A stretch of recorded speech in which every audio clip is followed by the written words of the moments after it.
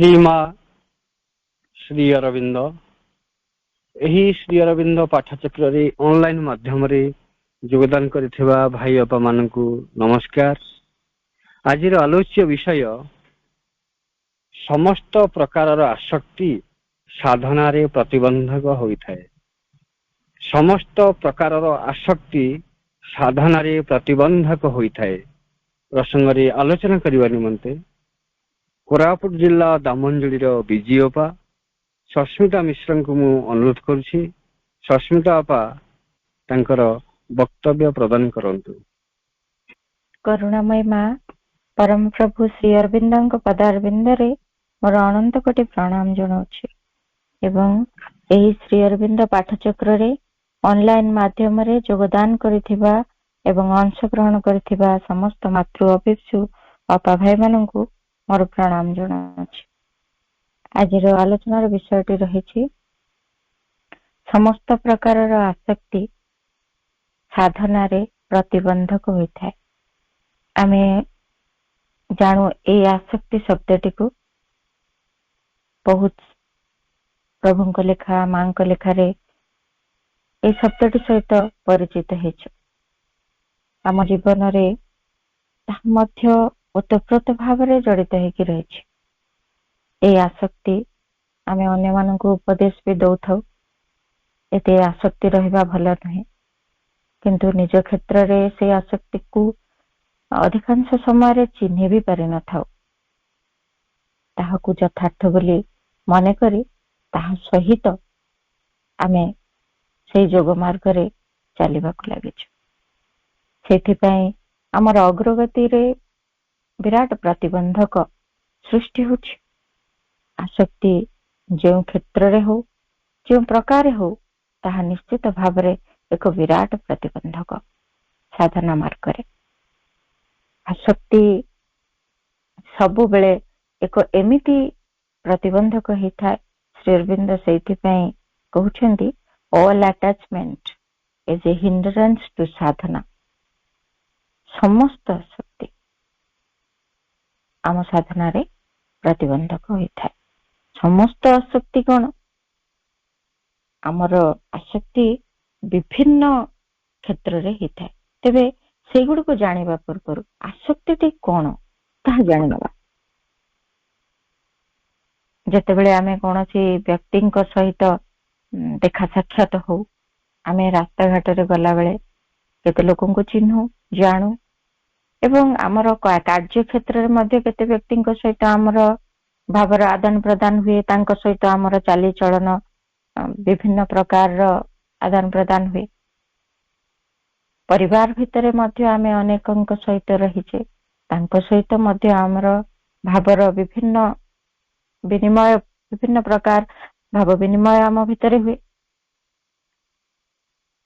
केतेक वस्तु आमे व्यवहार करूछु, से गुड़िक सहित मध्य आमर कौनसी प्रकार भाव जोड़ी हिछि।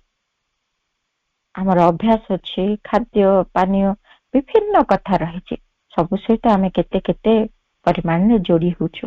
दैनंदिन जीवन भितर मनीष एमिति केते व्यक्ति सहित केते वस्तु सहित केते घटना सहित केते कार्य सहित केते परिमाण में जोड़ी होछि। ये जो जोड़ी होबाटी सब कौन आसक्ति ना सबु भितर आ किछि पार्थक्य अछि ताहा भी प्रभु कहउछन्ति।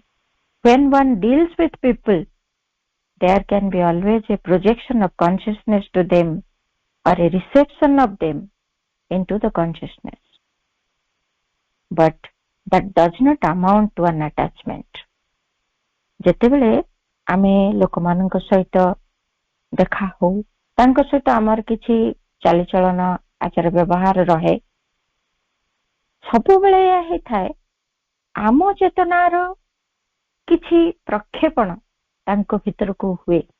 अर्थात आमर किछि प्रभाव तांको मानक उपरे पड़े, किछि आमर गतिवृत्ति आम चेतनार किछि भाव किछि तांको प्रभावित भी करे, तांको भल लगे बा खराब लगे।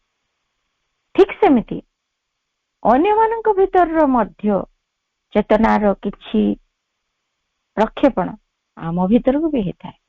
ଆମେ ସେଗୁଡିକୁ ଗ୍ରହଣ କରିଥାଉ। ଯେମିତି 2 ଜଣ ଲୋକ ଆମେ ଟ୍ରେନରେ ଯିବା ଆସିବା କଲେ, ଟ୍ରେନରେ କିଛି ଲୋକ ଆମ ସହିତ ବସିଛନ୍ତି, ଆମେ ତାଙ୍କୁ ଚିହ୍ନିନେ ଜାଣିନେ, କିଛି ମୁହୂର୍ତ୍ତ ଏକାଠି ରହୁଛେ। ସେମିତି କର୍ମକ୍ଷେତ୍ରରେ ଜାଣିଛେ, ଚିହ୍ନିଛେ, ବୁଝିଛେ, କିଛି ଲୋକଙ୍କ ସହିତ ଏକାଠି ରହୁଛେ। ତାହେଲେ କଣ ହଉଛି, ତାଙ୍କ ସହିତ ଆମ ଚେତନାର କିଛି ଗୋଟେ ବିନିମୟ ଘଟୁଛି। ଆମ ଚେତନାର କିଛି ଅଂଶ ତାଙ୍କ ପାଖକୁ ଯାଉଛି, ତାଙ୍କ ଚେତନାର କିଛି ମଧ୍ୟ ପ୍ରଭାବ ଆମ ଉପରେ ମଧ୍ୟ ପଡୁଛି। ଆମେ ସେଥିପାଇଁ ଲୋକଟିକୁ ଭଲ କହିପାରୁ, କେତେବେଳେ ମନ୍ଦ କହିପାରୁ। ଯଦି ଭଲ ନ ଲାଗିଲା ସେମାନେ ମଧ୍ୟ ଆମକୁ ଭଲ କହିପାରନ୍ତି ବା ମନ୍ଦ କହିପାରନ୍ତି।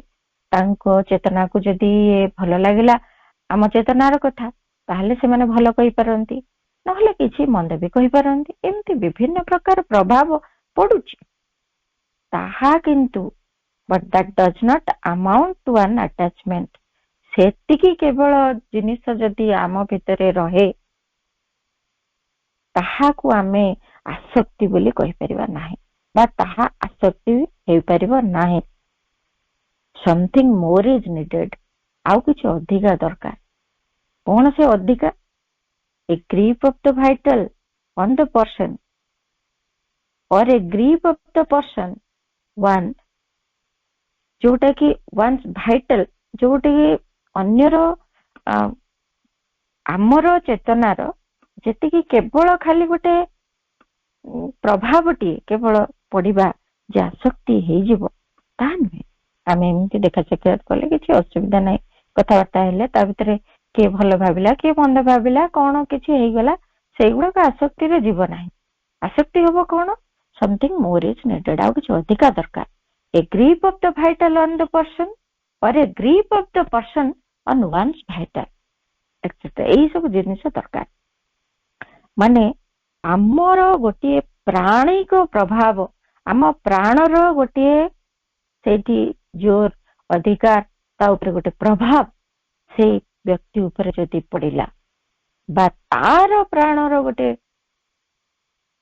ଆକର୍ଷଣ ଆମଠାରେ ରହିଲା, ତାହେଲେ ତାକୁ ଆମେ କହିବା ଆଟାଚମେଣ୍ଟ ବା ଆସକ୍ତି। ସେତେବେଳେ ଯାଇକି ହବ। ଯେମିତି ହୁଏ କିଛି ଅଜଣା ଲୋକ ପରସ୍ପରକୁ ଦେଖାହେଲେ ତାଙ୍କ ଭିତରେ ମଧ୍ୟ ଏମିତି ଗୋଟେ ପ୍ରକାର ଆକର୍ଷଣ ଆସିଯାଏ, ଯାହାକୁ ନେଇକି ଆମେ ତାକୁ କହିବା ଆଟାଚମେଣ୍ଟ। ସେ ତାକୁ ଦେଖିଲେ ନ ଦେଖିଲେ ରହିପାରିବନି, ଦେଖିଲେ ବଡ ଖୁସି ହେଇଯାଉଥିବ, ତାର ବିଚ୍ଛେଦରେ ଦୁଃଖ ଆସୁଥିବ, ଯାହାକି ପରିବାର ଭିତରେ ଦେଖାଯାଏ। ପରିବାର ଭିତରେ ଅଧିକ ପରିମାଣରେ ଏଇ ଆସକ୍ତିର କଥାଟି ରହିଛି। ପରିବାରର ସମସ୍ତ ସଦସ୍ୟଙ୍କ ଭିତରେ ଏଇଥିପାଇଁ ସମସ୍ତେ ବାନ୍ଧି ହେଇକି ରହିଛନ୍ତି, ପରସ୍ପର ଭିତରେ ସ୍ନେହ ଶ୍ରଦ୍ଧା ରହିଛି, ବାନ୍ଧି ହେଇକି ରହିଛନ୍ତି, କିନ୍ତୁ ତାହାର ଗୋଟେ ଅତ୍ୟଧିକ ପରିମାଣ ଦେଖାଦିଏ, ଯାହାକି ଆମେ କହୁଥାଉ ଭଲ ପାଇବା, କିନ୍ତୁ ତାହା ଭଲ ପାଇବାରୁ ଆହୁରି ଉର୍ଦ୍ଧ୍ୱକୁ ନ ଯାଇ ନିମ୍ନତର ସ୍ତରର ଗୋଟେ ପ୍ରକାରର ଆକର୍ଷଣ, ପ୍ରାଣିକ ଆକର୍ଷଣ ହେଇକି ରହିଯାଏ, ଯାହାକୁ ଆମେ କହିପାରିବା ତାହା ହଉଛି ଆସକ୍ତି। ତାକୁ ନ ଦେଖିଲେ ରହିହବନି। ସେ ସ୍ୱାମୀ ସ୍ତ୍ରୀ ହୁଅନ୍ତୁ, ବାପା ମାଙ୍କ ଏବଂ ଛୁଆ ମାନଙ୍କ ସହିତ ସମ୍ପର୍କ ହଉ, ପରିବାରରେ ଭାଇ ଭଉଣୀ ସେମାନଙ୍କର ସହିତ ସମ୍ପର୍କ ହଉ, ସିଏ ମୋର ନିଜ ଲୋକଟିଏ, ତାକୁ ନ ଦେଖିଲେ ମୁଁ ରହିପାରିବିନି, ସିଏ ମୋ ପାଇଁ ସବୁ, ତା ପାଇଁ ତାର ବିଚ୍ଛେଦରେ ମତେ ଯନ୍ତ୍ରଣା ହଉଥିବ, ଶୋକ ଲାଗୁଥିବ, କଷ୍ଟ ହଉଥିବ। ଏଇ ଯଦି ଭାବ ଆସିଗଲା, ସେ ଯିଏ ହଉନା କାହିଁକି, ଯାହା ହଉନା କାହିଁକି, ଆମ ଭିତରେ ଜାଣିବା ଏହା ହଉଛି ଗୋଟେ ଆସକ୍ତି। ବାପା ମା ମାନେ ଏମିତି ଥାନ୍ତି, ପିଲାମାନଙ୍କୁ ନ ଦେଖିଲେ ରହିପାରନ୍ତିନି। ପିଲାମାନେ ମଧ୍ୟ ବାପା ମାଙ୍କ ହଷ୍ଟେଲରେ ରହିଥିବେ, କୋଉଠି ରହିଥିବେ, ବାପା ମାଙ୍କୁ ନ ଦେଖିକି କାନ୍ଦି ପକଉଥିବେ ଫୋନରେ। ଏସବୁ ଆକର୍ଷଣ ହଉଛି ଆସକ୍ତିର ଚିହ୍ନ। ଟିକେ ବିଚ୍ଛେଦ ହେଲେ କଷ୍ଟ। ସେମିତି ଆତ୍ମୀୟ ଲୋକଟିଏ ଯେତେବେଳେ ମୃତ୍ୟୁବରଣ କରୁଛି, ବହୁତ କଷ୍ଟ ହଉଛି। କାହିଁକି? ଏହା କଣ କେବଳ ଗୋଟିଏ ଭାବ ବିନିମୟ? ତାହା ନୁହେଁ। ଏହା ଏମିତି ଗୋଟେ ପ୍ରାଣର ଆକର୍ଷଣ ସ୍ତରକୁ ଯାଇଛି, ଯାହାକି ଆସକ୍ତିରେ ପରିଣତ ହେଇଛି। ଇଏ ହଉଛି ଆକର୍ଷଣ, ଗୋଟେ ଗ୍ରିପ ଅଫ ଭାଇଟାଲ, ପ୍ରାଣର ଗୋଟେ ପକଡ, ଯାହାକୁ ଆମେ କହିବା ପ୍ରାଣ ଜାବୁଡି ଧରିଛି, ଜୋର କରି ଜାବୁଡି ଧରିଛି, ତାର ବିନା ଭଲ ଲାଗୁନି, କଷ୍ଟ।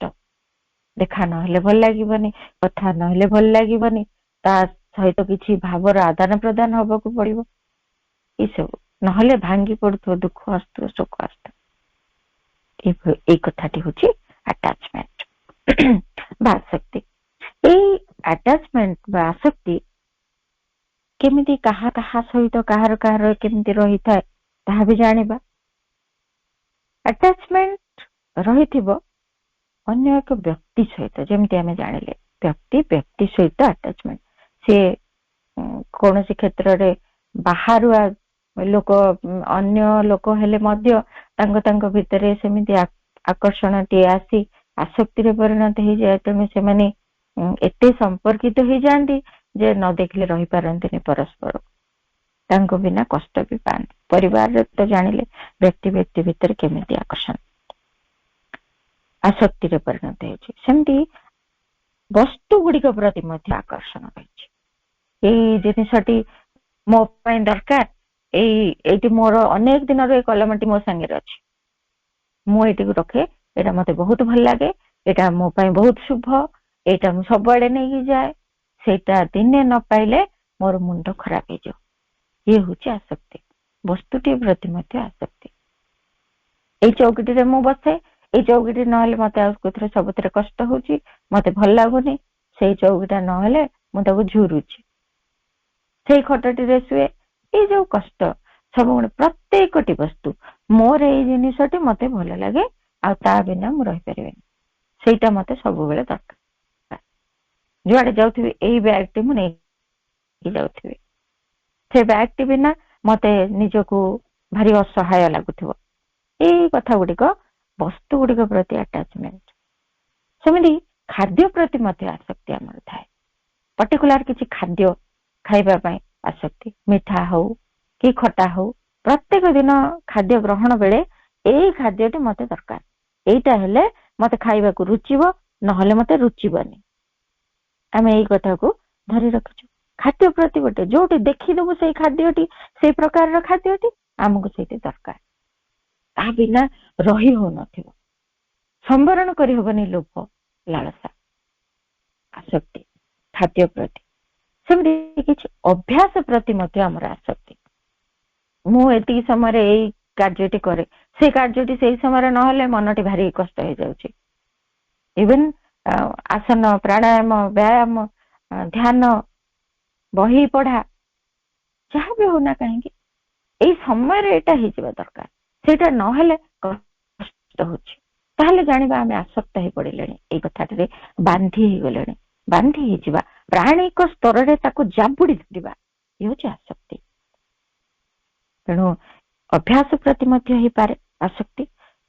ଯୋଉ ପୋଜିସନରେ ଆମେ ଅଛେ ସମାଜରେ, ଆମେ ଗୋଟେ ସ୍ଥିତିରେ ଅଛେ, ଚାକିରି କ୍ଷେତ୍ରରେ ହଉ, ଆମେ ଏଇ ପୋଜିସନରେ ଅଛୁ, ମତେ ଏମିତି ସବୁ ସୁବିଧା ସୁଯୋଗ ଏଇ ପୋଜିସନରେ ମିଳୁଛି, ଏଇ ପ୍ରକାର ଯଶ ଖ୍ୟାତି ମିଳୁଛି, ଏମିତି ପାୱାର ମତେ ମିଳୁଛି, ସେଗୁଡାକ ଯଦି ଆମକୁ ଛଡେଇ ନିଆଯାଏ ବା କୌଣସି କାରଣରୁ ଆମଠୁ ସେଗୁଡିକ ଚାଲିଯାଏ, ଆମକୁ ଭାରି କଷ୍ଟ। ସେଇଠି ଏମିତି ଆସକ୍ତି ହେଇଯାଇଛି ବୋଲି ତ କଷ୍ଟ ହଉଛି। ଏଗୁଡିକ ପ୍ରତି ମଧ୍ୟ ଆସକ୍ତି ହେଇଯାଏ, ତା ବିନା ଆମେ ବଞ୍ଚି ପାରିବୁନି। ଅର୍ଥ ପ୍ରତି ମଧ୍ୟ ଆସକ୍ତି ହେଇଯାଏ। ଅର୍ଥ ଆମ ପାଖରେ ଅଛି, ଆଜି ଆମେ ଅର୍ଥର ମାଲିକ ହେଇଛୁ, ସେତିକି ଅର୍ଥ ଆମ ପାଖରେ ଅଛି, ସେମିତି ଚଳୁଛୁ, ଭାରି ଖୁସିରେ ଚଳୁଛୁ। କାଲି ଯଦି ଅର୍ଥଟି ଆମ ପାଖରେ ନଥିବ ଆମକୁ କଷ୍ଟ ହଉଛି। ଏଇ ହଉଛି ଅର୍ଥ ପ୍ରତି ଆସକ୍ତି। ଆମେ ସେଇ ଅର୍ଥ ବିନା ଜୀବନଟି ଖୁସିରେ କାଟି ଦେଇ ପାରୁନୁ, ସେ ଅର୍ଥର ଅଭାବକୁ ଅନୁଭବ କରୁଛୁ, କଷ୍ଟ ଯନ୍ତ୍ରଣାରେ ରହୁଛୁ। ଇଏ ହଉଛି ଅର୍ଥ ପ୍ରତି ଆସକ୍ତି। ସେମିତି କର୍ମ, ଗୋଟେ ପର୍ଟିକୁଲାର ଟାଇପ ର କର୍ମ, ତା ପ୍ରତି ମଧ୍ୟ ଆସକ୍ତି ହେଇପାରେ। ଆମକୁ ଯୋଉ କର୍ମଟି ଭଲ ଲାଗୁଛି ସେଇ କର୍ମଟି ଆମେ କରୁଛୁ, ଏଇ କର୍ମଟି ହିଁ ମୁଁ କରୁଥିବି। ସେଇ କର୍ମଟି ଯଦି ମୋଠୁ ଛଡେଇ ନେଇଗଲା, ବିଦ୍ରୋହ। ମୁଁ ସମାଧିରେ ଫୁଲ ସଜାଏ, ଯଦି ଆଜି ମୋଠୁ ସମାଧିରୁ ଫୁଲ ସଜେଇବା ଛଡେଇ ନିଆଗଲା, ନାହିଁ କରାଗଲା, ତୁମେ ଝାଡୁ ମାର ବୋଲି କୁହାଗଲା, ଆମକୁ କଷ୍ଟ ହଉଛି। ଏ କର୍ମ ପ୍ରତି ଆସକ୍ତି ହେଇଯାଇଛି। ବା ଯୋଉ କର୍ମଟି ମୁଁ କରୁଥିଲି ସେଇ କର୍ମଟି କୌଣସି କାରଣରୁ ମୋଠୁ ନେଇଯିକି ଆଉ କିଛି କର୍ମ ଦିଆଗଲା, ଆମକୁ ଭାରି କଷ୍ଟ ହଉଛି। ସେଇଟା କରୁଥିଲି, ମତେ ଭଲ ଲାଗୁଥିଲା, ଆଜି ମୋଠୁ ଏଟା ଅଲଗା କରିଦିଆଗଲା, ଆମେ ବିଦ୍ରୋହ କରୁଛୁ, ସେଥିପାଇଁ ଗଣ୍ଡଗୋଳ କରୁଛୁ, ମନ ଖରାପ କରୁଛୁ, ଆମକୁ କଷ୍ଟ ହଉଛି, ଯନ୍ତ୍ରଣା ହଉଛି। ଏସବୁ କର୍ମ ପ୍ରତି। ସେମିତି ନୈଷ୍କର୍ମ୍ୟ ପ୍ରତି ମଧ୍ୟ ଆସକ୍ତି ହେଇପାରେ। ଆମର କିଛି କାମ କରିବୁନି, ଆଳସ୍ୟ ଜଡ଼ତା ଭିତରେ ରହିଥିବୁ, କାର୍ଯ୍ୟ ପାଇଁ ଅନାଗ୍ରହ ହେଇକିରି ରହିଥିବୁ, ମୁଁ କିଛି କାମ କରିପାରିନି, ମୁଁ ତ ଏମିତି ଜୀବନ ସାରା କାଟି ଆସିଛି, ମୋର ଏମିତି ମୁଁ ଏତେ କାମ କରିପାରେନି, ମୁଁ ଟିକେ ଅଳ୍ପ କାମ କରେ, ମୁଁ ଏମିତି ରହେ, ଏଇ ପ୍ରକାର ଜୀବନ ମୋର। ନୈଷ୍କର୍ମ୍ୟକୁ ମଧ୍ୟ ଆସକ୍ତି ଆମ ଭିତରେ ରହିଥାଇପାରେ। ତାମସିକତାକୁ ଭଲ ପାଇପାରୁ ଏବଂ ସେଇଠୁ ଯଦି ଆମକୁ ଅଲଗା କରାଯାଏ, କାମର କିଛି ଚାପ ଆସିଯାଏ, ଆମେ ସାଙ୍ଗେ ସାଙ୍ଗେ ବିଦ୍ରୋହ କରୁ, କଷ୍ଟ ହୁଏ ଆମକୁ। ଇନାକ୍ସନ ପ୍ରତି ମଧ୍ୟ ଆମର ଆସକ୍ତି ହେଇଯାଇପାରେ। ସେମିତି ଆହୁରି ମଧ୍ୟ ଆସକ୍ତି ରହିଛି, ଅଗ୍ରଗତି ପାଇଁ ମଧ୍ୟ ଆସକ୍ତି ହେଇପାରେ। ଅଗ୍ରଗତି କରୁଥିବି ସାଧନାରେ, ଆହୁରି ଅଗ୍ରଗତି, ଏମିତି ଗୋଟେ ପ୍ରକାର ବ୍ୟଗ୍ରତା ଆସିଯାଏ।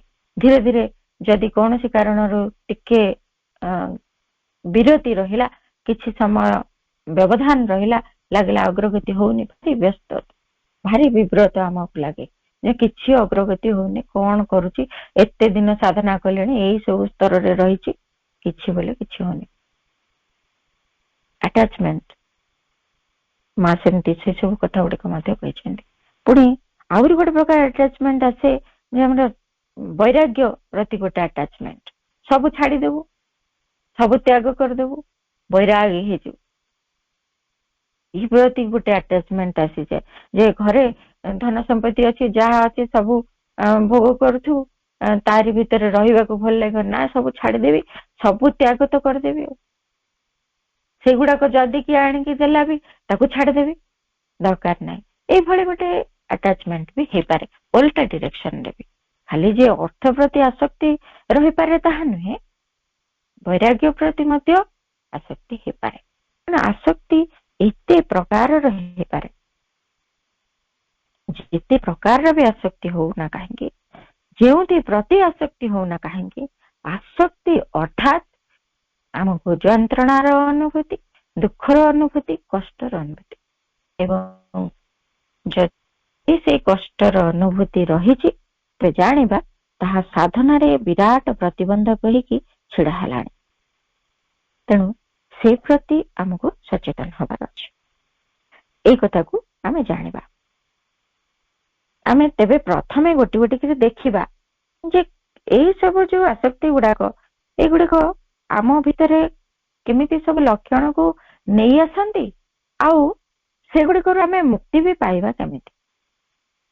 ବିଭିନ୍ନ ପ୍ରକାରର ତାର ଉପାୟ ବି ରହିଛି ଏବଂ ତାକୁ ଚିହ୍ନିବା ପାଇଁ ମଧ୍ୟ କିଛି ଲକ୍ଷଣ ବି ରହିଛି।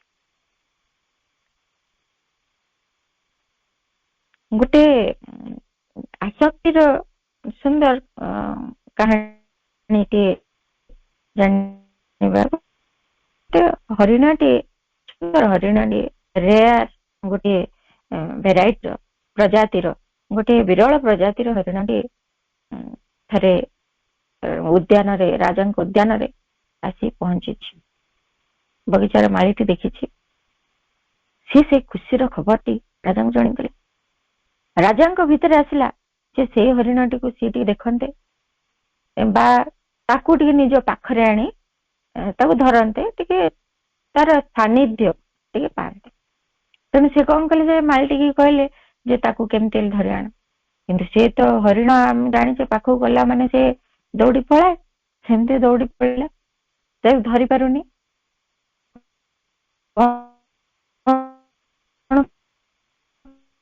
ସେ କଣ କଲା, ରାଜା ତାକୁ କହିଲେ କୌଣସି ଉପାୟରେ ତୁ ଧରିବୁ। ଧରିବାକୁ ଚାହିଁଲା, କେମିତି ଧରିବ? ସେ କହିଲା ମତେ କିଛି ମହୁ ଦିଅନ୍ତୁ। ସେଠୁ ମହୁ ଦିଆଗଲା। ସେଠୁ କହିଲା ତାକୁ ମହୁକୁ ବ୍ୟବହାର କରି ମତେ କିଛି ସମୟ ବି ଦିଅନ୍ତୁ, ମୁଁ ତାକୁ ବ୍ୟବହାର କରି ତାକୁ ଧରିବି। କଣ କରିବ ନା, ସେ ହରିଣଟି କଣ ଖାଏ, ସେ ଯୋଉ ଘାସରେ ଫୁଲ ଫୁଟିଥାଏ, ସେଇ କଅଁଳିଆ ଘାସ ଏଗୁଡିକ ସବୁ ଖାଏ, ମିଠା ମିଠା ଲାଗେ ସେ ଫୁଲର ମହୁ ଗୁଡିକ। ଇଏ କଣ କଲା, ସେ ଘାସରେ ମହୁ ସବୁଦିନ ପତ୍ରରେ କିଛି କିଛି କିଛି କିଛି ଛିଣ୍ଡିଲା। ହରିଣଟି ଆସିଥାଏ, ୟାକୁ ଦୂରରୁ ଦେଖି ତରକିକି ପଳଉଥାଏ। ଧୀରେ ଧୀରେ ଇଏ ତାକୁ ଅଭ୍ୟସ୍ତ କଲା ଯେ ମୁଁ ଥିଲେ ବି ତୋର କିଛି କ୍ଷତି କରିବିନି, ତୁ ଆସୁଥା, ଏଠି ଖାଇ ପିଇକି ଚରିକି ଯା। ଏଣେ ଘାସରେ ମହୁ ଛିଞ୍ଚିଛି। ଯେତେବେଳେ ସିଏ ଆସିକି ସେଇ ମହୁକୁ ଆସ୍ୱାଦନ କରୁଛି ତା ଭିତରୁ ସେ ଘାସ ସାଙ୍ଗରେ ତାକୁ ଖାଉଛି, ମିଠା ମିଠା ଲାଗୁଛି, ଭାବୁଛି ଏ ଘାସଟା ଭଲ ଘାସଟେ। ଆଉ କୁଆଡର ଘାସ ତାକୁ ରୁଚିଲାନି। ଡେଲି ସେଠିକି ଆସିଲା, ଦେଖିଲା ବି ମାଳିଟି ମତେ କିଛି କ୍ଷତି ପହଞ୍ଚଉନି। ତାପରେ ପୁଣି କଣ କଲା, ସେ ଘାସକୁ ଚରିଲା ଆରାମରେ, ମାଳି ଥାଇକି ମଧ୍ୟ। ଏ ଭିତରେ ମାଳିଟି କଣ କରିଛି, ଗୋଟେ ସୁଡଙ୍ଗ ଭଳିଆ ଚାରିପଟେ ଏମିତି ପରଦା ଭଳିଆ କିଛି ଦେଇଦେଇଛି, ଯେମିତି ଜାଣିପାରିବନି ହରିଣଟି ଧୀରେ ଧୀରେ ସେଇ ପରଦାଟି ଯାଇ ଯାଇକିରି ପହଞ୍ଚିବ ରାଜାଙ୍କ ପ୍ରାସାଦ ଭିତରେ, ରାଜାଙ୍କ କକ୍ଷ ପାଖାପାଖି। ଏବଂ ସେମିତି ଘାସ ଗୁଡିକ ସେ ପାଖାପାଖି ସେ ତାକୁ କରି ରେଡି ରଖି ତା ଦେହରେ ମହୁ ପକେଇ ତାକୁ ଅଭ୍ୟସ୍ତ କରେଇ କରି ଦିନେ ରାଜାଙ୍କ ପ୍ରାସାଦ ପାଖାପାଖି ସେ ପଳେଇଛି ହରିଣ। ରାଜା ତା ପାଖରେ ପହଞ୍ଚିଲେ, ରାଜାଙ୍କ ପାଖାପାଖି ସେ ପହଞ୍ଚିଛି, ରାଜା ଆସିଛନ୍ତି, ତାକୁ ଦେଖା କରିଛନ୍ତି। ଯେତେବେଳେ ତାକୁ ଛୁଇଁବାକୁ ଯାଇଛନ୍ତି, ସେ ତରକିକି ପଳେଇବାକୁ ଚାହୁଁଛି, କିନ୍ତୁ ଯାଇପାରୁଛି କୋଉଠି? ଅଲରେଡି ସେ ଟ୍ରାପ୍ ହେଇକି ଅଛି, ପୁରା ବାନ୍ଧି ହେଇକି ରହିଛି, ସେ ଆଉ ଯାଇପାରୁନି। ଭାରି ବ୍ୟସ୍ତ ହେଇପଡିଛି, ଛଟପଟ ହଉଛି, କଷ୍ଟ ହଉଛି ତାକୁ, କଣ କରିବ? ମନେ ମନେ ସେ ଜାଣିଲା ଯେ ମୁଁ ଏଇ ଯୋଉ ମିଠା ଘାସ ୟାକୁ ଖାଇବା ପାଇଁ ଏତେ ଆସକ୍ତ ହେଇଗଲି ଯେ ଆଜି ମୁଁ ଆସିକି ଏଇଠି ପହଞ୍ଚି ଗଲିଣି, ବର୍ତ୍ତମାନ ମୋ ନିଜର ଜୀବନ ବଞ୍ଚେଇବାର ସୁଯୋଗ ମୁଁ ପାଇବି। ଆକୁଳ ହେଇପଡିଛି। ରାଜା ତାର ଆକୁଳତା ଦେଖି ମନରେ ଦୟା ଆସିଛି ତାଙ୍କର, କହିଲେ ନା, ତାକୁ ତାର ସ୍ୱାଭାବିକ ପରିବେଶ ଭିତରେ ଛାଡି ଦିଅ, ମୁଁ ତାକୁ ରାଜପ୍ରସାଦ ଭିତରେ କାହିଁକି ବାନ୍ଧି ରଖିବି? ରାଜା ଦୟା କରିଛନ୍ତି, ମାଳିଟି ତାକୁ ନେଇକି ଛାଡି ବି ଦେଇଛି। ପୁଣି ସେ ବାଟେ ବାଟେ ସେ ଦୌଡି ପଳେଇଛି, ଆଉ ଦିନେ ସେଠିକି ସେ ଫେରିନି। ଯେତେବେଳେ ଆସକ୍ତି ବିଷୟଟି ବିଷୟରେ ଜଣେ ସଚେତନ ହେଇଯିବ, ତାର ଅଜାଣତରେ ସେ କେମିତି ତାର ଫାଶରେ ପଡି ପଡି ପଡି ପଡି ଯାଇକିରି କେତେ ହଇରାଣ, ଏଇଥିରୁ ଆମେ ବୁଝିବା। ଆମେ ସେମିତି ସେଇ ପରିବାର ବର୍ଗ ବ୍ୟକ୍ତି ମାନଙ୍କ ସହିତ ହଉ, ସନ୍ତାନ ମାନଙ୍କ ସହିତ ହଉ, ବନ୍ଧୁବାନ୍ଧବ ସାଙ୍ଗସାଥି ମାନଙ୍କ ସହିତ ହଉ, କୌଣସି ବସ୍ତୁ ସହିତ ହଉ, ଖାଦ୍ୟ ସହିତ ହଉ, ଯେକୌଣସି ଅଭ୍ୟାସ କର୍ମ, ଯେକୌଣସି ଜିନିଷ ପ୍ରତି ଆମେ ଯେତେବେଳେ ଆସକ୍ତ ହେଇଯାଉଛୁ, ଆମେ ସେତେବେଳେ ଜାଣିପାରୁନୁ ତାରି ଭିତରେ ଏଇ ହରିଣ ଫସିଲା ଭଳିଆ ପୁରା ଫସି ଫସି ଫସି ଫସି ପଳଉଛୁ। ଯାଇକି ଯେତେବେଳେ ଗୋଟେ ଭାରି କଠିନ ମୁହୂର୍ତ୍ତ ଆସିଯାଉଛି, ଗୋଟେ କଠୋର ସମୟ ଆସିଯାଉଛି, ସେତେବେଳେ ହିଁ ବୁଝୁଛୁ ମୋର ଏ ଆସକ୍ତି ଆଜି ମତେ ଆଣି ଏଠି ପହଞ୍ଚାଇଦେଲା। ଯେତେବେଳେ କୌଣସି ବ୍ୟକ୍ତି ନିଶା ସେବନ କରୁଛି, ସେ ନିଶାରେ ଏତେ ମାତି ଯାଉଛି, ଆସକ୍ତ ହେଇଯାଉଛି, ସିଏ ଭାବୁଛି ମୁଁ ବହୁତ ଆନନ୍ଦ ଆସ୍ୱାଦନ କରୁଛି, ଆ ଭିତରୁ ବହୁତ ଆନନ୍ଦ ପାଉଛି, ଖୁସି ହଉଛି, ମତେ ମଜା ଲାଗୁଛି। ଯେତେକ ନିଶା ଦ୍ରବ୍ୟ କଥା ଆମେ ଦେଖିବା, ସେ ସେଥିରେ ମାଡିଗଲାଣି, ଜାଣିପାରୁନି, ଆସକ୍ତ ହେଇଗଲାଣି, ତା ବିନା ସେ ବଞ୍ଚି ପାରୁନି। ଯେତେବେଳେ କୌଣସି ଭୟାବହ ବ୍ୟାଧିଟିଏ ତା ଜନିତ କଷ୍ଟ ଆଣି ଦଉଛି, ସେତେବେଳେ ସେ ବୁଝୁଛି ଅନେକ କାଳ ଧରି ମୁଁ ଏଇଭଳି ଗୋଟେ ଆସକ୍ତିରେ ବାନ୍ଧି ହେଇଥିଲି, ଯାହା ମତେ ଆଣି ଏଇ ସ୍ଥିତିରେ ପହଞ୍ଚାଇ ଦେଲା। ଭାରି କଷ୍ଟକର ସମୟ ସେତେବେଳେ, ସେଥିରୁ ମୁକ୍ତ ହବା ସେତେବେଳେ ତା ପାଇଁ ଭାରି କଠିନ ହେଇପଡେ। ତେଣୁ ସମସ୍ତ ସମୟରେ ଜୀବନରେ ଆମେ ଯେତେବେଳେ ସାଧାରଣ ଜୀବନ ବଞ୍ଚିବାକୁ ଆମେ ଏବେ ନିଷ୍ପତ୍ତି ନେଇନାହିଁ, ସାଧାରଣ ଜୀବନରୁ କିଛି ଅଧିକତର ଊର୍ଦ୍ଧ୍ୱତର ଜୀବନ ବଞ୍ଚିବା ପାଇଁ ଆଜି ଆମେ ନିଷ୍ପତ୍ତିବଦ୍ଧ ହେଇଛେ। ସେଇ ଦିବ୍ୟ ଭାଗବତ ମାର୍ଗରେ ଚାଲିବା ପାଇଁ ଆମେ ପ୍ରତିଜ୍ଞା ନେଇଛେ, ଶପଥ ନେଇଛେ, ଏବଂ ସେଇ ଯୋଗ ପଥରେ ପାଦେ ପରେ ପାଦେ ଆଗକୁ ବଢିବାକୁ ଲାଗିଛେ। ତାରି ଭିତରେ ଯଦି ଆମେ ଏଇ ଆସକ୍ତି ଗୁଡିକ ପ୍ରତି ଟିକେ ବି ସଚେତନ ନହବା, ବୁଡି ଯାଇ ତାର ଶେଷ ପରିଣତିରେ ପହଞ୍ଚିଲା ପରେ ଆମ ପାଇଁ ସତରେ କଣ ଫେରିବାର ସୁଯୋଗ ଆଉ ଥାଇପାରେ? କେବଳ କୃପା ହିଁ ଆମକୁ ଫେରି ଦେଇପାରେ ସିନା, ନହେଲେ ଆମ ଜୀବନରେ ସେମିତି ସୁଯୋଗଟିଏ ପାଇବା ବିରଳ କଥା। ଭାରି କଷ୍ଟ ପାଇବୁ ଆମେ। ତେଣୁ ସେଇ ବିଷୟରେ ସଚେତନ ହବାକୁ ପଡିବ। ଆସକ୍ତ ହେଇ ପଡୁଛୁ ଆମେ ପ୍ରତିଟି ଜିନିଷ, ପ୍ରତିଟି ବ୍ୟକ୍ତି, ସେ ମୋର ଅତି ନିଜର, ମୁଁ ତାକୁ ଚାହେଁ, ଏଇଭଳି ଭାବଟି ଆସୁଛି। ଆମ ପ୍ରାଣ ତାକୁ ଏତେ ପରିମାଣରେ ସେ କହୁଛି ଯେ ମୁଁ ଭଲ ପାଉଛି। ଯେତେବେଳେ ମଣିଷଟିକୁ ଭଲ ପାଉଛି, ବାପା ମା ଛୁଆଟିକୁ ଭଲ ପାଉଛନ୍ତି, ତାକୁ ନ ଦେଖିଲେ ରହିପାରୁନାହାନ୍ତି, ତାକୁ କେତେ ପ୍ରକାର ସେମାନେ ସମ୍ବୋଧନ କରନ୍ତି, ସେଇଥିରୁ ଆମେ ବୁଝିପାରିବା। କିଏ କହୁଛି ଧନ, କିଏ କହୁଛି ଜୀବନ, କିଏ କହୁଛି ମୋର ଜୀବନ ସଙ୍କାଳି, ମୁଁ ନ ଦେଖିଲେ ରହିପାରିବିନି, ଅନ୍ଧର ଲଉଡି, କେତେ କଥା ବ୍ୟକ୍ତି ତାକୁ ଅଭିବ୍ୟକ୍ତ କରିବା ପାଇଁ ଦେଖେଇଥାଏ। ମାନେ କେତେ ପରିମାଣରେ ସେ ତାକୁ ଭଲ ପାଏ ବୋଲି ଏଇ ଶବ୍ଦ ଗୁଡିକରେ ସେ ସୂଚାଏ। କିନ୍ତୁ ଆଟାଚମେଣ୍ଟ ଏଇଟା ଭଲ ପାଇବା ନୁହେଁ। ଶ୍ରୀ ଅରବିନ୍ଦ କହୁଛନ୍ତି ଆଟାଚମେଣ୍ଟ ଇଜ ଇଗୋଇଜମ ଆଣ୍ଡ ଲଭ। ଭଲ ପାଇବା ଭିତରେ ଅହଂଭାବ ହଉଛି ଆଟାଚମେଣ୍ଟ ଆଣ୍ଡ ନଟ୍ ଲଭ୍ ଇଟସେଲ୍ଫ। ଏଇଟା ସେଇ ପ୍ରେମ ନୁହେଁ, ସେଇ ଶୁଦ୍ଧ ପ୍ରେମଟି ତାହା ନୁହେଁ। ଏଇଟା ଏମିତି ଆସକ୍ତି ହେଇଗଲାଣି, ଯଦି ଜଣେ ଜଣକୁ ଭଲ ପାଏ, ଯଦି ଦେଖିବା ଭଲ ପାଇବା ଟ୍ରୁ ଲଭ୍ ଯୋଉଠି ଥାଏ, ସେଠି ସେ ତାର ପ୍ରତି ବଦଳରେ କିଛି ବି ଚାହେଁ ନା, ତାହାଠାରୁ କିଛି ପ୍ରତ୍ୟାଶା କରେ ନା, କି ତା ପାଇଁ କିଛି କରିଦବ ବୋଲି ସେ ଏମିତି ବ୍ୟାକୁଳ ହେଇକି ମାତିଯାଏନି। କେବଳ ଭଲ ପାଇବାଟିଏ ହିଁ ଅନ୍ତରର ଭାବଟିଏ ନେଇକି ଥାଏ, କିଛି ତାଠାରୁ ଚାହେଁ ନା। କିଛି ବି ଯଦି ସେ ଅଛି ଠିକ ଅଛି, ତାକୁ ନ ଦେଖିଲେ ବି ସେ ଅନ୍ତରରେ ତାକୁ ଭଲ ପାଉଛି। ଦେଖିବାର ଆବଶ୍ୟକତା, ତାକୁ ତା ସହିତ କଥା ହବାର ଆବଶ୍ୟକତା, ଏହାର କୌଣସି ସେଠି ନାହିଁ, ଆବଶ୍ୟକତା ସେଠି ନାହିଁ। ଯେମିତି ରାଧା କୃଷ୍ଣଙ୍କର କଥା ଯଦି ଭାବେ, ଏଥିଲା ଭଲ ପାଇବା, ତାହା ଆସକ୍ତି ନୁହେଁ। ସେ ଭଲ ପାଉଥିଲେ ଏମିତି ଯେ ଯେତେବେଳେ ଶ୍ରୀକୃଷ୍ଣ ମଥୁରାକୁ ଚାଲି ଯାଉଛନ୍ତି, ସେତେବେଳେ ରାଧାଙ୍କୁ ଯେତେବେଳେ ଉଦ୍ଧବ ପଚାରୁଛନ୍ତି ଆପଣଙ୍କୁ ଦୁଃଖ ଲାଗୁନି ଶ୍ରୀକୃଷ୍ଣ ଚାଲି ଯାଉଛନ୍ତି? ସେ କହିଲେ କାହିଁକି ଦୁଃଖ ଲାଗିବ, ମୁଁ ବିଚ୍ଛିନ୍ନ ହେଇଛି କେତେବେଳେ। ବିଚ୍ଛିନ୍ନତାର ବୋଧ ହିଁ ସେଠି ନାହିଁ। ତାହା ହଉଛି ଭଲ ପାଇବା, ତାହା ହଉଛି ଯଥାର୍ଥ ପ୍ରେମ। ବିଚ୍ଛିନ୍ନତାର ବୋଧ ନାହିଁ, ତେଣୁ ଶୋକ କାହିଁ, ଦୁଃଖ କାହିଁ?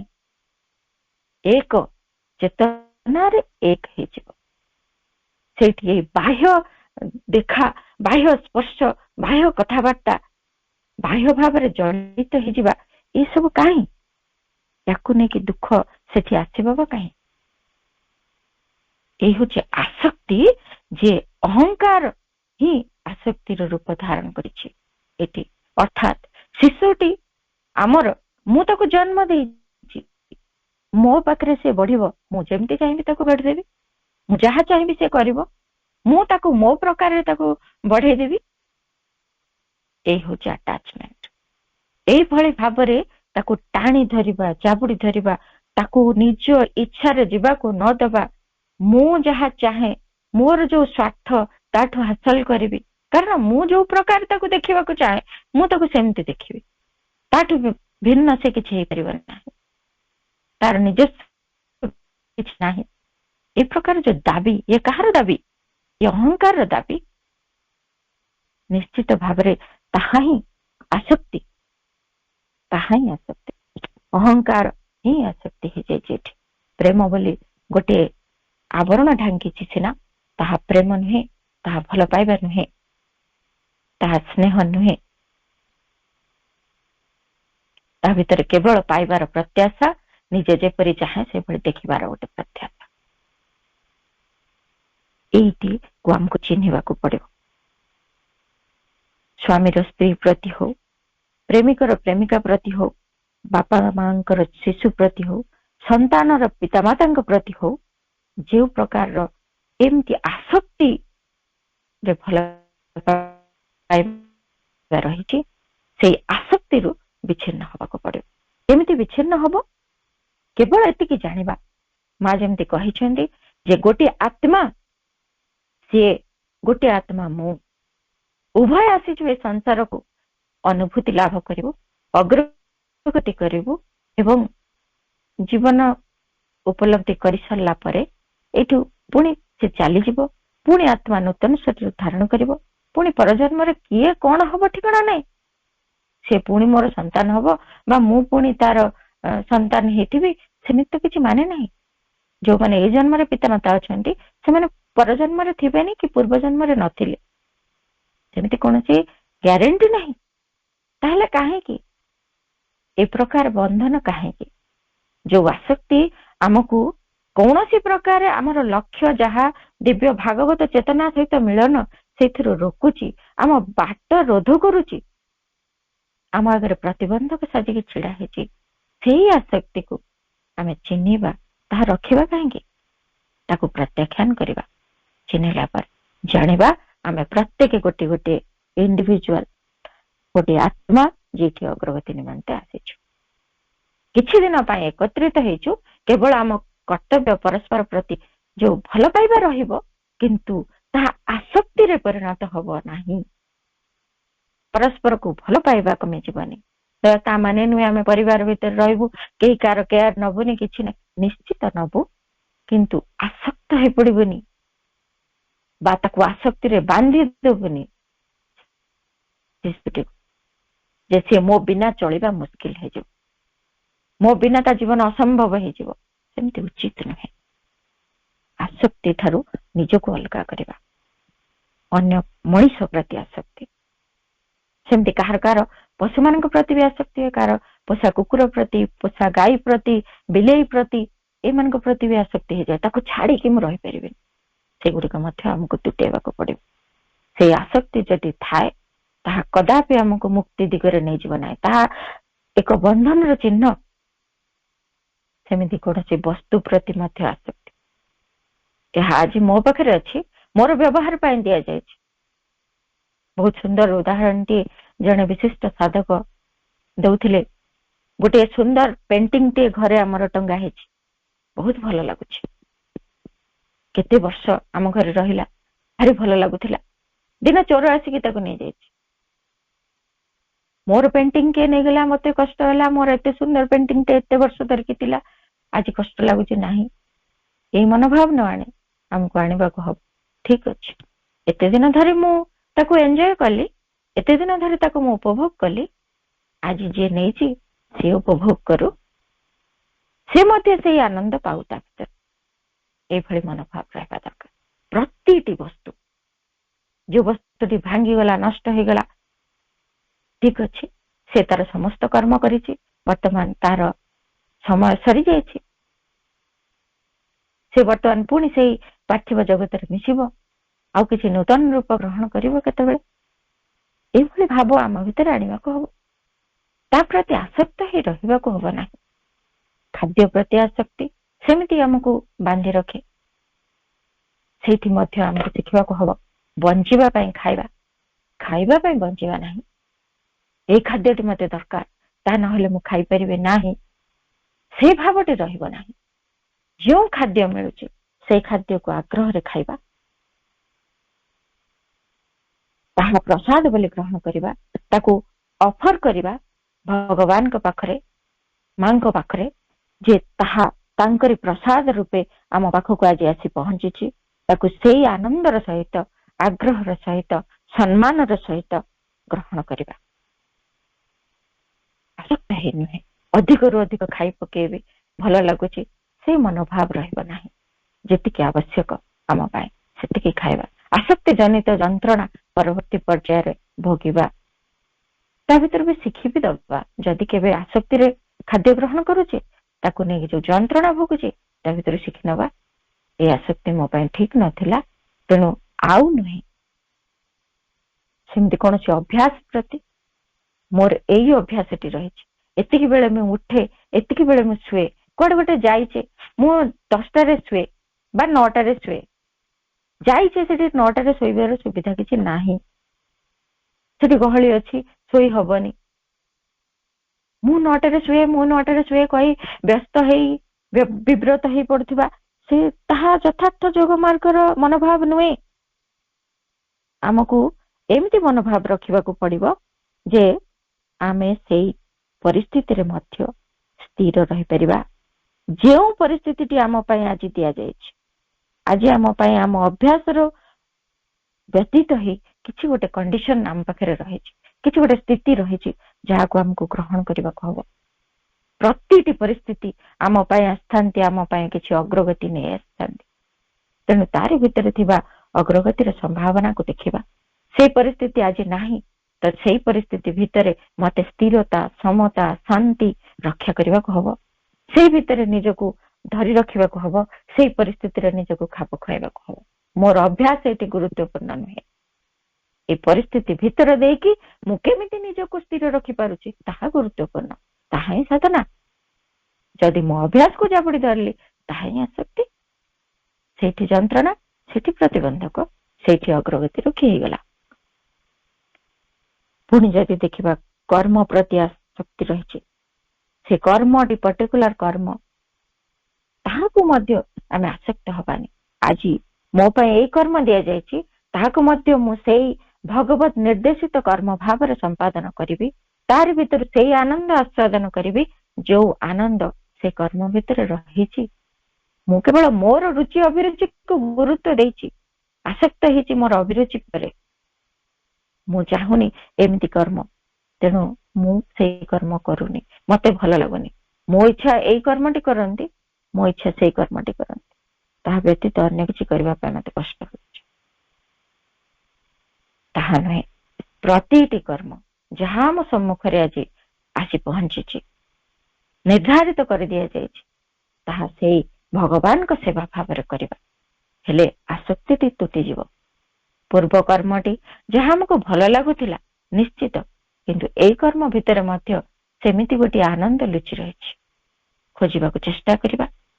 ସେଇ ଆନନ୍ଦଟି ପାଇଗଲେ ଏ ଆସକ୍ତିକୁ ଅତିକ୍ରମ କରିଯିବା। ଯେତେବେଳେ ଭଗବାନଙ୍କ ସେବା ଭାବରେ କର୍ମଟିକୁ କରିବା, ସେଇ ଆନନ୍ଦଟିକୁ ନିଶ୍ଚୟ ପାଇଯିବା। ସେମିତି ଆଉ ଗୋଟିଏ ସ୍ତର ଆସି ପହଞ୍ଚିବ। ଯଦି ଆମ ପାଖରେ ଅର୍ଥ ଅଛି ଏବଂ କୌଣସି କାରଣରୁ ଅର୍ଥର ଅଭାବ ହେଇଛି, କିଛି କାଳ ଅର୍ଥ ରହିଥିଲା, ପୁଣି ଅର୍ଥର ଅଭାବର ଗୋଟେ ସ୍ଥିତି ବି ଆସିଲା, ତାହେଲେ ଜାଣିବାକୁ ହବ ଭଗବାନଙ୍କର ଅର୍ଥ ସେ ମତେ ଦେଇଥିଲେ କିଛି କାଳ ପାଇଁ, ଆଜି ସେ ତାକୁ ମୋ ଠାରୁ ନେଇଛନ୍ତି।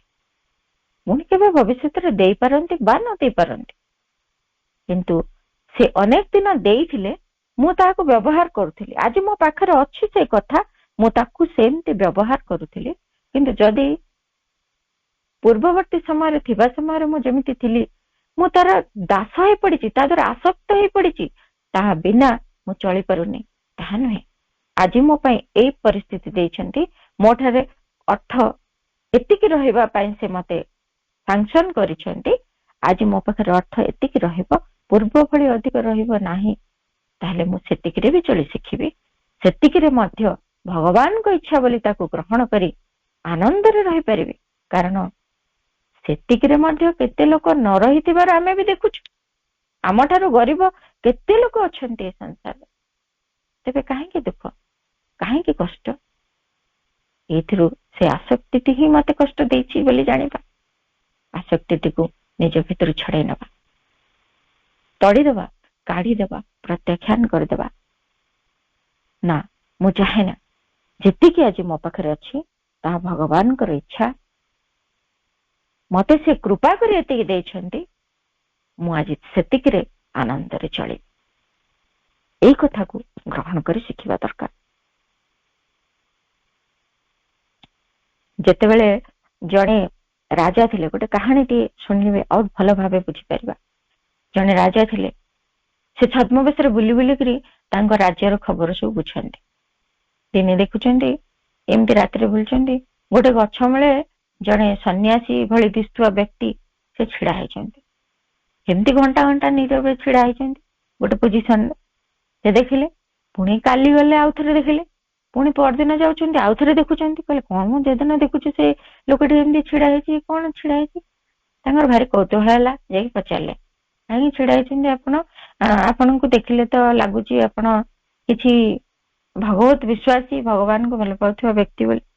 ନା, ସେ କହିଲେ ହଁ ଆପଣ ଯଦି ଭାବୁଛନ୍ତି ହେଇଯିବ, କିନ୍ତୁ ମତେ ଏମିତି ଭଲ ଲାଗୁଛି, ମୋ ପାଇଁ ଆଜିର ପରିସ୍ଥିତି ଏଇଆ, ମୁଁ ଏମିତି ରହିଛି, ମୁଁ ଭଗବାନଙ୍କୁ ପ୍ରାର୍ଥନା କରୁଛି। ସରିଲା।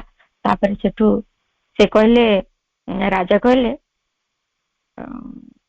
2-3 ଦିନ 4 ଦିନ 5 ଦିନ ବାରମ୍ବାର ତାଙ୍କ ପାଖକୁ ଯିବାକୁ ଲାଗିଲେ ଏବଂ ତାଙ୍କଠୁ କିଛି କିଛି ଉପଦେଶ ବି ଶୁଣିଲେ। ଯାହା ସେ କହୁଛନ୍ତି ଶୁଣିଲେ, ତାଙ୍କୁ ଭଲ ଲାଗିଲା।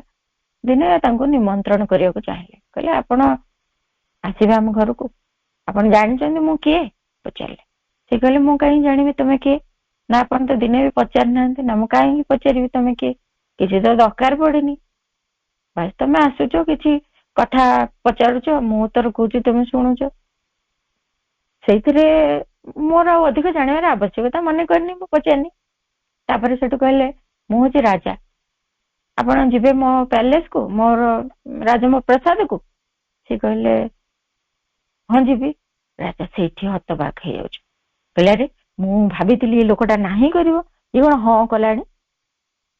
ୟାକୁ ମୁଁ ସନ୍ନ୍ୟାସୀ ଭାବିଥିଲି, ଦେଖିଲା ବେଳକୁ ଇଏ କୁଆଡୁ କଣ ହେଲାଣି। ହଉ ଲୋଭ ଥିବ ଆଉ, ରାଜପ୍ରସାଦ ଯିବ, ହଉ ନେଇଯିବା। କହିଲେ ହଉ ଯିବା। ତାଙ୍କୁ ନେଇକି ଏଠୁ ଲୋକ ପଠେଇକିରି ଏଠୁ ତାଙ୍କୁ ନିଆଗଲା। ସେ ଗଲେ ରାଜପ୍ରସାଦରେ, ତାଙ୍କୁ ଗୋଟେ ରୁମ ଦେଖେଇଦେଲେ। ସେ ସେଇ ରୁମ ରେ ରହିଲେ ବି ନାହିଁ ବି କଲେନି, ରହିଲେ। ତାପରେ ତାଙ୍କୁ ଭଲ ଭଲ ପୋଷାକ ସବୁ ଦିଆଗଲା, ସେ ସବୁ ପିନ୍ଧିଲେ, ମନା କଲେନି। ସେମିତି ରାଜକୀୟ ମଣ ହିଁ ସବୁ ଖାଇବାକୁ ଦିଆଗଲା, ସେ ଖାଇଲେ ବି ମନା ବି କଲେନି। ଇଏ ରାଜା ଡାଉଟରେ ପଡିଲେ, କହିଲେ ଗୋଟେ ଠକ ହାବୁଡରେ ପଡିଗଲି ଆଉ। କଣ ଇଏ ଗୋଟେ ଆସିଲା, ନାହିଁ କରିବା କଥା ନାହିଁ କଲାନି, ସେଇଠି ଗୋଟେ ଆକ୍ସନ କରୁଥିଲା ବୋଧେ ଆଉ।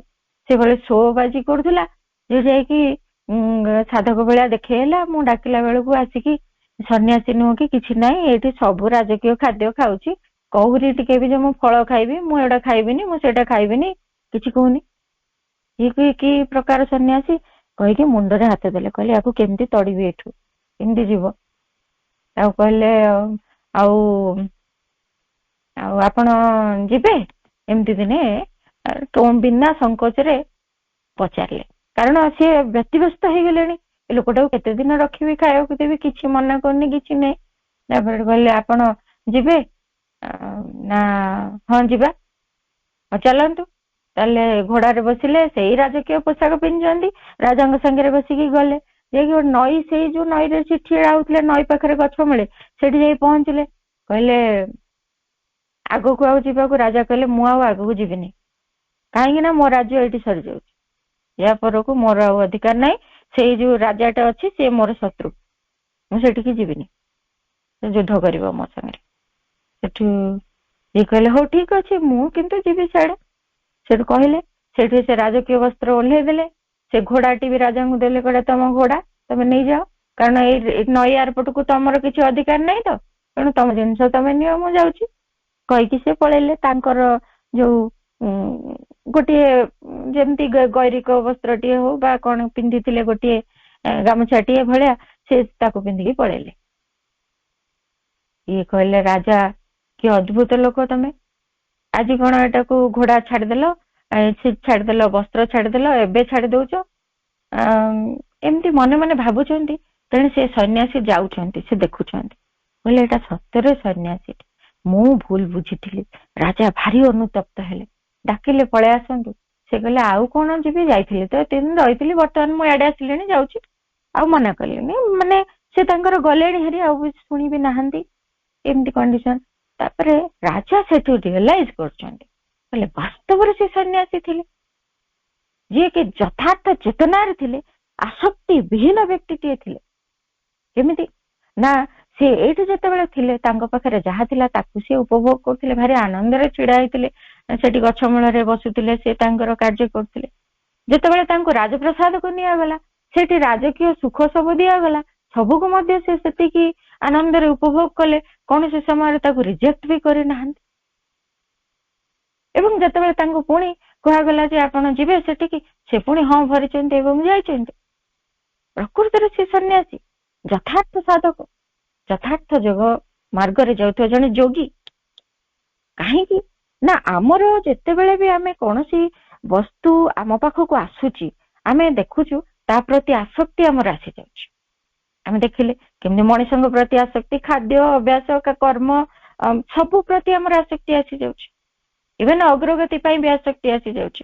ଆମେ ଯେମିତି ବୁଝିବାକୁ ପ୍ରୟାସ କରୁଥିଲେ, ଅଗ୍ରଗତି କରିବା ପାଇଁ ମଧ୍ୟ ଆମ ଭିତରେ ପ୍ରବଳ ଆସକ୍ତି। କାହିଁକି ହଉନି, କେତେ ଜଲ୍ଦି ହବା ଦରକାର, ଆହୁରି ଅଗ୍ରଗତି ଦରକାର, ଆହୁରି ଅଗ୍ରଗତି ଦରକାର। ଅଗ୍ରଗତି ହେଇଗଲେ ମୁଁ ଗୋଟେ ବଡ ସାଧକ ହେଇଯିବି, ଏମିତି ଆମ ଭିତରେ ଆସକ୍ତି। ଏଇ ସବୁ ଆସକ୍ତିକୁ ଧରି ଆମେ ଯେତେବେଳେ ରହୁଛୁ, ସେଇ ଆସକ୍ତି ପାଇଁ ଆମେ ଚାହୁଁ ତା ଦେହରୁ ମୁକ୍ତି, ମାନେ ଏସବୁକୁ ତଡ଼ିଦେବା, ଏସବୁକୁ ଆମ ଭିତରେ ଛାଡିଦେବା, ଏଇ ଧନ ସମ୍ପତ୍ତି ତ୍ୟାଗ କରିଦେବା, ସମସ୍ତ ସୁଖ ସମ୍ଭୋଗ ସବୁ ଛାଡିଦେବା, ସମସ୍ତ ପ୍ରକାରର ଇଚ୍ଛାକୁ ପୁରା ଅବଦମିତ କରିଦେବା। ଏଇ ସବୁ କଥା ହେଲେ ଆମେ ଆସକ୍ତିରୁ ମୁକ୍ତ ହବୁ ବୋଲି ଭାବୁ, କିନ୍ତୁ ବାସ୍ତବରେ ଜଣେ ଆସକ୍ତିରୁ ମୁକ୍ତ ହବ କେମିତି ତାହା ଶ୍ରୀ ଅରବିନ୍ଦ ବି କହୁଛନ୍ତି। Sannyas does not take away attachment, it amounts only to running away from the object of attachment, which may help but cannot by itself alone be the radical cure. ଯଦି କୌଣସି ଜିନିଷରୁ ଆମେ ପଳାୟନ କଲୁ, କାହାକୁ ତ୍ୟାଗ କରିଦେଲୁ, କାହାକୁ ଛାଡିଦେଲୁ, ସେଇ କଥାକୁ, ତାହା କଦାପି ଆମ ଭିତରେ ଆସକ୍ତିରୁ ମୁକ୍ତ କରିପାରିବ ନାହିଁ। ଆମେ କହିବୁ ଘର ପରିବାର ସହିତ ଆସକ୍ତି ହଉଛି, ଘର ପରିବାର ଛାଡିଦେଲୁ, ଯାଇକି କୋଉଠି ଆଶ୍ରମରେ ରହିଲୁ, ଆସକ୍ତି ଛାଡିଯିବ କି? ଆଶ୍ରମରେ ବି କିଏ ଆମକୁ ଭଲ ଲାଗି ଯାଇପାରନ୍ତି, ଗେରୁଆ ବସ୍ତ୍ରଟି ଭଲ ଲାଗି ଯାଇପାରେ, କମଣ୍ଡଳୁଟି ଭଲ ଲାଗି ଯାଇପାରେ, ଏମିତି ଆସକ୍ତ ହେଇଯିବ କୋଉ କୋଉ କଥା ପ୍ରତି। ଆସକ୍ତି ଆମଠୁ ଛାଡି ଯାଉନି। ଆସକ୍ତି ସେତେବେଳେ ଛାଡିବ ଯେତେବେଳେ ଆମେ ତାଠାରୁ ଦୂରକୁ ପଳାୟନ ନ କରି ତାକୁ ଅତିକ୍ରମ କରିବୁ। ଯୋଉ ବସ୍ତୁଟିକୁ ଆମେ ତ୍ୟାଗ କରିବାକୁ ଚାହୁଁଛୁ, ତାହା ପ୍ରତି ଆମର ଯୋଉ ଆକର୍ଷଣ, ତାହା ପ୍ରତି ଆମର ଯୋଉ ଲୋଭ, ତାକୁ ଯେତେବେଳେ ଅତିକ୍ରମ କରିଛୁ, ସେଇଟା ହବ ଆସକ୍ତିର ମୁକ୍ତି। ତେଣୁ ସନ୍ନ୍ୟାସୀ ଭଳିଆ ସବୁ ତ୍ୟାଗ କରିଦେଇକି ଆସେଟିଜମକୁ ଯଦି ଜାବୁଡି ଧରିଲୁ, ତ୍ୟାଗୀ ହେଇଗଲୁ, ତାହା କଦାପି ଆମକୁ ଆସକ୍ତି ମୁକ୍ତ କରିବ ନାହିଁ, ବରଂ ସେ ଦିଗରେ ଆସକ୍ତ ହେଇକି ରହିଗଲୁ। ଅନାସକ୍ତି ପ୍ରତି ଆସକ୍ତି ଆମର ବଢିଯିବ। ନାଇଁ ନାଇଁ ନାଇଁ ନାଇଁ ପ୍ରତି ଆସକ୍ତି ହେଇଯିବ। ନାଇଁ ଏଟାକୁ ରଖିବିନି, ଆସକ୍ତ ହେଇଗଲି, ଏଟା ତ ରଖିବିନି। ଜଣେ ଲୋକ, ସେ ଯେମିତି ଶ୍ରୀ ମନୋଜ ଦାସ ଗୋଟିଏ ଉଦାହରଣ ଦଉଥିଲେ, ସିଏ ଗୋଟେ ଜାଗାକୁ ବକ୍ତା ହେଇକି ଯାଇଛନ୍ତି, ଆଉ ଜଣେ ସେଠିକୁ ବି ବକ୍ତା ହେଇକି ଯାଇଛନ୍ତି। ତାଙ୍କୁ ନେଇକି ଗୋଟେ ଭଲ ଗେଷ୍ଟ ହାଉସ ରେ ରଖି ଦିଆଗଲା। ସେଇଠି ସେମାନେ ରହିଲେ, ଭଲ ଲକ୍ଜୁରୀ ବେଡ୍ ପଡିଛି, ସବୁ ପଡିଛି। ସିଏ କହିଲେ ମୁଁ ଏମିତି ସେଜରେ ଶୁଏନି, ମୋ ପାଇଁ ପ୍ଲେନ ଖଟ ଦରକାର, ଏଡେ ବଡ ହୋଟେଲରେ ମୁଁ ରହେନି, ମୁଁ ଛୋଟ ହୋଟେଲରେ ରହିବି ବା ଛୋଟିଆ ଗୋଟେ ଜାଗାରେ ରହିବି, ମତେ ରଖ। ସେଠୁ ମନୋଜ ଦାସ ତାଙ୍କୁ ବୁଝାଉଛନ୍ତି ଯେ ଏବେ ତ ସେମାନେ ଆମକୁ ଏଠି ରଖିଛନ୍ତି, ଆମେ ଯଦି ଏସିଟି ବ୍ୟବହାର ନ କରିବା କଣ ଅସୁବିଧା ହବ? ଆମେ ଯଦି ପଙ୍ଖାଟି ବ୍ୟବହାର ନ କରିବା ଅସୁବିଧା କଣ ହବ? ସେଜଟି ଯଦି ଭଲ ଲାଗୁନି କାଢିଦବା, ଖାଲି ପଟାରେ ଶୋଇବା, କଣ ହେଇଯାଉଛି? ନା, ଜିଦ୍ଦି କଲେ ମୁଁ ଏଇ ବଡ ହୋଟେଲରେ ରହିବି ନାହିଁ। ଏଇଟା କି ପ୍ରକାର ତ୍ୟାଗ? ଅନାସକ୍ତି ପ୍ରତି ଗୋଟେ ଆସକ୍ତି ହେଇଗଲାଣି। ଏଗୁଡାକ ମୁଁ ଚାହେଁନି ବୋଲି ସେଇ ନ ଚାହିଁବା ପ୍ରତି ଗୋଟେ ଆସକ୍ତି ହେଇଗଲାଣି। ଭୟଙ୍କର କଥା। ତାଙ୍କୁ ନେଇକି ରାତିରେ ପୁଣି ଅନ୍ୟ ଗୋଟେ ଜାଗାରେ ରଖାଗଲା। ସେମାନେ କେତେ ହଇରାଣ ହେଲେ। ଏଠି ରୁମ ର ପଇସା ଦେଲେ, ପୁଣି ଆଉ ଗୋଟେ ଜାଗାରେ ବି ତାଙ୍କୁ ରଖିଲେ, ତରବରିଆ ଭାବରେ ଗୋଟେ ଜାଗାରେ ବୁଝିକି ନେଇ। ତେଣୁ ଏହା କେବେ ବି କୌଣସି ଆମ ଭିତରେ ଯଥାର୍ଥ ପରିବର୍ତ୍ତନ ଆଣିବ ନାହିଁ। ତ୍ୟାଗଟା କେବଳ ଆମ ଭିତରେ ସେଇ ଆଟାଚମେଣ୍ଟରୁ ମୁକ୍ତ ହବା ପାଇଁ ଆମ ଭିତରେ ରହିବା ଦରକାର। କେବଳ ତାଠାରୁ ପଳାୟନର ଇଚ୍ଛା ନୁହେଁ, କେବଳ ତାକୁ ଅତିକ୍ରମ କରିଯିବା, ତାହାର ଯୋଉ ମୂଳ କାରଣ ତାକୁ ଅତିକ୍ରମ କରିଯିବା, ତାକୁ ଆମେ କେମିତି ଜୟ କରିବା, ତାହା ହିଁ ଆସକ୍ତିରୁ ମୁକ୍ତିର ସ୍ତରକୁ ଆମକୁ ନେଇଯିବ। କାରଣ ଆମେ ଯେତେ ଯେତେ ଜିନିଷ ତ୍ୟାଗ କରୁଥିବୁ, ସେତିକି ଆମ ଚେତନା ସଂକୁଚିତ ହେଇଯାଉଥିବ। ସେଗୁଡାକ ଠାରୁ ଆମକୁ ନିଜକୁ ସଂକୁଚିତ କରି ରଖିବାକୁ ବାଧ୍ୟ ହଉଥିବା। ଆମେ ସଂକୁଚିତତା ଭିତରେ କୌଣସି ପ୍ରକାର ଆମର ଅଗ୍ରଗତି ନାହିଁ। ସଂକୁଚିତତା ଭିତରେ ନାହିଁ, ବିସ୍ତୃତତା ଭିତରେ ଆମର ଅଗ୍ରଗତି ରହିଛି। ସବୁ ଭିତରେ ଆମେ ରହିଥିବୁ, କିନ୍ତୁ କୌଣସି ସହିତ ଆମେ ପୁରାପୁରି ଆସକ୍ତ ହେଇ ସେଇଥିରେ ଜଡିତ ହେଇ ରହିଯିବୁନି। ତାହା ଥାଇ ଯାହା, ତାହା ନ ଥାଇ ବି ସେଇଭଳି କଣ୍ଡିସନରେ ଆମେ ରହିପାରୁଛୁ। ସେଇ ସ୍ଥିତିକୁ ଯିବାର ଆବଶ୍ୟକତା ରହିଛି। ଯଦି ସେଇ କଥାକୁ ଯାଇପାରୁଛୁ, ତାହେଲେ ନିଶ୍ଚିତ ଭାବରେ ଆମର ଅଗ୍ରଗତି ହବ ଏବଂ ଏଇ ଆଟାଚମେଣ୍ଟକୁ, ଏଇ ଆସକ୍ତିକୁ ଆମେ ଜୟ କରିପାରିବୁ। ସେଇଗୁଡିକ ଥାଇ ଆମେ ରହିପାରୁଥିବୁ, ସେଇଗୁଡିକ ବିନା ମଧ୍ୟ ସେତିକି ଆନନ୍ଦରେ ରହିପାରୁଥିବୁ। ସେଇ ବ୍ୟକ୍ତି ଥିଲେ ଆମେ ଯେତିକି ଖୁସିରେ ରହୁଛୁ, ସେଇ ବ୍ୟକ୍ତି ନଥିଲେ ବି ସେଇ ଖୁସି ଆମର କୁଆଡେ ଉଠେଇ ଯାଉନଥିବ। ଏଇ ସ୍ତର ଦରକାର। ଏହା ହିଁ ଯଥାର୍ଥ ଚେତନା, ଏହା ହିଁ ଯଥାର୍ଥ ମୁକ୍ତି। ସବୁ ତ୍ୟାଗ କରିଦେଲେ ମୁକ୍ତି ହୁଏ ନା। ତେଣୁ ସବୁଠୁ ଏସ୍କେପ୍ କରିଯିବା ନୁହେଁ, ତାକୁ ଅତିକ୍ରମ କରିବା, ସେଇ ସ୍ତରକୁ ପହଞ୍ଚିବା। ତାହା କେମିତି ସମ୍ଭବ ହବ? ସବୁ ଭିତରେ ସେଇ ଦିବ୍ୟ ଭାଗବତ ଇଚ୍ଛାଟିଏ ରହିଛି ବୋଲି ଯଦି ଜାଣିବା, ଭଗବାନଙ୍କ ଇଚ୍ଛା ଆଜି ମୋ ପାଇଁ ଏଇ ପରିସ୍ଥିତି, ତେଣୁ କମ୍ପ୍ଲେନ ଆସିବନି, ଦୁଃଖ ଆସିବନି, ଅଭିଯୋଗ ହବନି, ପୂର୍ବ ସ୍ଥିତିଟି ଭଲ ଥିଲା, ଆଜି ଖରାପ ଅବସ୍ଥା ହେଇଯାଇଛି, ସେଇ ଲୋକଟି ମୋର ନିଜର ଥିଲା, ଆଜି ସେ ଚାଲି ଯାଇଛି, ଏଇ ଅଭିଯୋଗ ଆସିବନି। ସେଇ ସବୁ ଜିନିଷ ମତେ ଦିଆଯାଇଥିଲା, ତାକୁ ଗ୍ରହଣ କଲି, ଆଜି ମତେ ଦିଆଯାଇନି, ତାକୁ ବି ସେଇ ସାଦରେ ସେଇ ଆନନ୍ଦେ ଗ୍ରହଣ କରିବି। ସେଇ କଥା ମା ବି କହୁଛନ୍ତି। ତେଣୁ ସେତିକି ପର୍ଯ୍ୟନ୍ତ ହବା ପାଇଁ ଆମର ସମସ୍ତ ପ୍ରୟାସ ରହିବା ଦରକାର। ସେଇଥିପାଇଁ ମା ସବୁବେଳେ କହିଲେ ଯେ ଯେତେବେଳେ ପର୍ଯ୍ୟନ୍ତ ଆମେ ଏଇ ଆସକ୍ତିରୁ ମୁକ୍ତ ହେଇନୁ, ମାଙ୍କର ଚେତନା ସହିତ ଯୁକ୍ତ ହବା ପାଇଁ, ସେଇ ଦିବ୍ୟ ଚେତନା ସହିତ ଯୁକ୍ତ ହବା ପାଇଁ ଆମକୁ ପ୍ରୟାସ କରିବାକୁ ହବ। ହେଲେ ହିଁ ସେଇ ଦିବ୍ୟ ଚେତନାର ସାହାଯ୍ୟ, ସେଇ ଦିବ୍ୟ ଚେତନାର ଜ୍ଞାନ ଆମକୁ ଏଇ ଆସକ୍ତିରୁ ମୁକ୍ତି ଦିଗରେ ପାଦେ ପାଦେ ଆଗକୁ ନେଇ ନେଇ ଚାଲିବ। ତାଙ୍କ ସହିତ ଯୁକ୍ତ ହବାର ପ୍ରୟାସ କରିବା, ସବୁଠି ତାଙ୍କରି ଇଚ୍ଛାକୁ ବୁଝିବା ପାଇଁ ସଚେତନ ରହିବା, ସବୁଠି ତାଙ୍କରି ହସ୍ତକୁ ଅନୁଭବ କରିବା। ପ୍ରତିଟି ଘଟଣା, ପ୍ରତିଟି ବ୍ୟକ୍ତି, ପ୍ରତିଟି ବସ୍ତୁ, ପ୍ରତିଟି କର୍ମ, ପ୍ରତିଟି ଖାଦ୍ୟ ପଦାର୍ଥ, ପ୍ରତିଟି ଯେକୌଣସି ପରିସ୍ଥିତି ଆମ ପାଇଁ ଆସୁ, ତାରି ଭିତରେ ତାଙ୍କରି ଇଚ୍ଛା, ତାଙ୍କରି ଉପସ୍ଥିତି, ତାଙ୍କରି ହସ୍ତ, ତାଙ୍କରି ଅନୁମତି ଯଦି ଦେଖିପାରିଲୁ, ତାହେଲେ ଏଇ ଆସକ୍ତିରୁ ଆମେ ସହଜରେ ମୁକ୍ତ ହେଇପାରିବୁ। ସେଥିପାଇଁ ନିରନ୍ତର ତାଙ୍କରି ସାନ୍ନିଧ୍ୟ ଆମକୁ ଦରକାର। ତାଙ୍କରି ସାନ୍ନିଧ୍ୟ ହେଲେ ତାଙ୍କ ସାହାଯ୍ୟ ପାଇବୁ, ତାଙ୍କୁ ଗ୍ରହଣ କରିପାରିବାର ପ୍ରସ୍ତୁତି ଆମ ଭିତରେ ହବ। ସେଥିପାଇଁ ନିରନ୍ତର ନାମ ଜପ ମଧ୍ୟ ଆମକୁ ଏ ଦିଗରେ ସମ୍ପୂର୍ଣ୍ଣ ସାହାଯ୍ୟ କରିବ। ମାଙ୍କର ଉପସ୍ଥିତି, ମାଙ୍କର ସାହାଯ୍ୟ ଆମକୁ ଘେରି ରହିବ, ଯାହା ଫଳରେ ଏଇ ଭୟଙ୍କର ଶତ୍ରୁ ଆସକ୍ତି ଠାରୁ ଆମେ ମୁକ୍ତ ହେଇପାରିବୁ, ଯଥାର୍ଥ ମୁକ୍ତିର ଆନନ୍ଦ ଆସ୍ୱାଦନ କରିବୁ। ସମସ୍ତଙ୍କୁ ବହୁତ ବହୁତ ଧନ୍ୟବାଦ। ମାଙ୍କ ନିକଟରେ ଅଜସ୍ର କୃତଜ୍ଞତା। ବନ୍ଦେ ମାତରମ୍।